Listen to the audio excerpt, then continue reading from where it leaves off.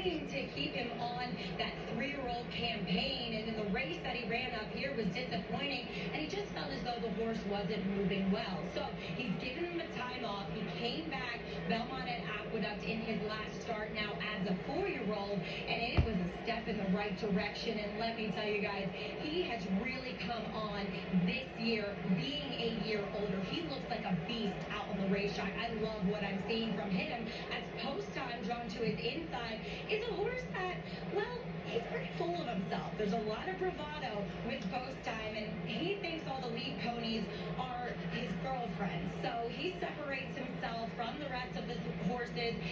There are distractions to him, and Brittany Russell, his trainer, says that it's better if you just go off by yourself so he can keep calm and focused. And Kurt, he has done just that today. And Post Time has never finished out of the money in 10 starts, so that's a reason that Richie is all over Post Time. I want to ask you about Blazing Sevens here before we move on as well, Tom. This is a horse that, you go back to the British last year, just barely lost to National Treasure. Just barely lost to National Treasure, and at the time, maybe one of his best races. There's been a lot of talk about him maybe getting a little shorter distance. He gets to do that today in a mile distance. You know, one of the things that's different about this is that the start of this race, Richie, will be a little bit different. They call it the Wilson Chute. It was out of use for about 30 years, but they brought it back here just a couple of years ago. Explain the difference for the start for this race. Well, at Belmont Park, it's a complete one-turn